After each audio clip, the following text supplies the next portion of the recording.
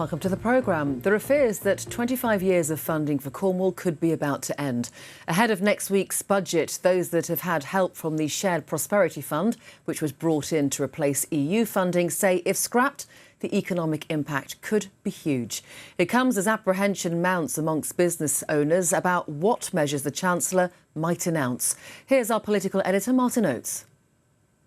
Each of those pumps discharges around 250 litres a second, and we've got 5 of them. Europe's oldest dry dock here in Penzance has seen some ups and downs during its 200-year history. Now it's definitely on the up, with ambitious plans to expand and build ships for the first time ever.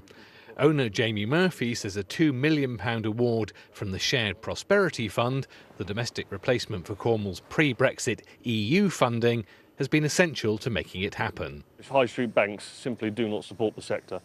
The Shared Prosperity Fund was absolutely key because in a post-Brexit Cornwall that there wasn't any major funding available for projects like this. But the Shared Prosperity Fund is due to end in less than 6 months' time.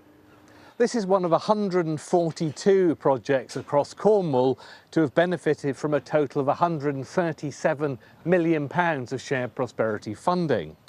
If the present government chooses not to continue with it in some way, shape or form, it'll be the first time in a quarter of a century that Cornwall hasn't received substantial, specific financial assistance.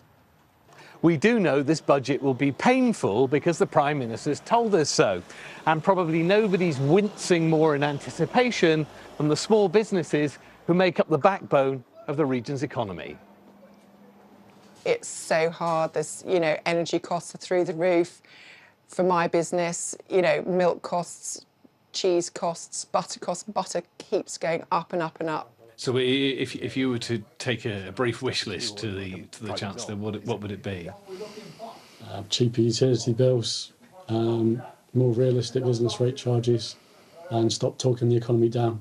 It's not as bad as they say it is. Budgets come and go with the regularity of the tides. One thing is certain though, decisions which will affect the lives of everybody here will all be taken 300 miles away up this railway line. More from Martin Oates later tonight. Plans for a state-of-the-art training base at Portland bringing together sailors, coaches and support staff in one location have been approved.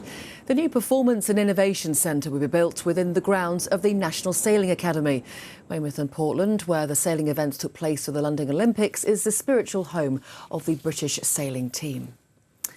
A ceremony has taken place in Cornwall this morning to mark the 125th anniversary of the death of a forgotten national hero. Sir William Penn Symonds was the highest-ranking soldier to be killed in the Boer War. A memorial was unveiled to him in his hometown of Saltash in 1901, and that ceremony has been recreated today after a campaign led by a local historian. Sir William's great-great-nephew says he thinks his ancestor would have approved. He was a very quiet man. In fact, his nickname was Quiet Symonds. So he would probably be slightly bemused that so much fuss was being made, or his memory was still alive 125 years after he was mortally wounded. But I think he would be generally rather pleased. Bit of sports news now, and Plymouth Argyle head to Millwall tonight, looking to pick up their first away win of the season. While Exeter City's 5-game unbeaten run came to an end yesterday following a 2-1 home defeat to Reading. The visitors were ahead inside just 60 seconds and soon doubled their lead later in the half. City did pull a goal back in the second half but couldn't find an equaliser. A man from Devon who became addicted to the drug spice as a teenager has turned his life around and is now helping others. Connor Shannon has become a marathon runner and triathlete and is working with others in similar situations to go from addict to athlete. So I was struggling with problems, as a lot of young people do. Had problems with my family and growing up, and that sort of led on to when I was 15, I was at that experimental age. And I'm not sure if you're aware that the legal high shops came out at the time. And as I say, I was at that experimental age and it completely ruined me. I started taking these spice, a synthetic cannabis. And I started doing that almost all the time. Became addicted to it and it completely ruined my life. Connor was just 15 when he started taking spice, and the next 10 years were dominated by drug abuse, until he saw a video online that changed his life. I was just on YouTube one day, come across some people on YouTube doing some running videos, and I thought, what have I got to lose? I'm gonna try and go for a run. I was at rock bottom basically, and I as I said, nothing else to lose. I didn't even have any running trainers. Just found some old shoes that I had. Found out about parkrun. Went out for a run, absolutely loved it.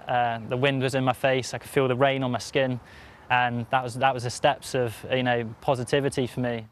Connor set up Addicts to Athletes, a non-profit organisation that helps people caught in a cycle of substance misuse to get active and healthy.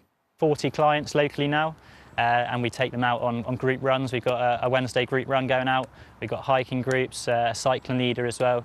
So yeah, 40 local clients, and a big part of this Addicts to Athletes is the online community as well. So we've got an online group, over 60 clients on that. And it's, when people are suffering with addiction, a lot of people experience loneliness and isolation. And actually having that online community, wherever you are based, it's great for people to know that there's other people, in that situation. Army veteran Miles Weston was addicted to alcohol, but is now one of the group leaders. Fitness and exercise was a big part of my recovery. When I'm not doing fitness, I go to a bad place, It maintains my mental health. You feel good about yourself, and that's what I'd like to spread to other people and show them the benefits. The goal is to keep expanding this. We want people in different areas, leaders in different areas that have got lived experience to show that it is possible to change and to recover. So yeah, the goal is to have these run and cycle leaders in different cities around the UK, and just to keep expanding this. Addicts to Athletes, it started in Devon, in North Devon, in Barnstable, but the goal is to make this wider. Miles Davis, BBC Spotlight, Barnstable. Always difficult going out running in the rain or doing anything in the rain, really, Dan, isn't it? But quite nice outside now. It is. It's improved. Yes, thanks, Victoria. It was rather a murky start for some of us, at least, this morning, wasn't it? Good afternoon. But that's all cleared and lifted now, and some sunshine fairly widely across the southwest. Just one or two fairly isolated showers, but at least there are more of us seeing some blue skies, some sunshine getting through now. We've got the area of high pressure with us today. Very short-lived, though. It is drifting away eastwards, and behind it we'll see the wind's just picking up a bit more for tomorrow. Southerly wind, though, bringing in some quite mild air. And then a deepening area of low pressure, really ramping the winds up as we get into Friday, and also bringing some wet weather, some showers, some outbreaks of rain for a time as well. And still quite unsettled into the weekend. You can see just one or two quite isolated showers, mainly towards East Devon and into Somerset about at the moment. But for most of us, it is dry now.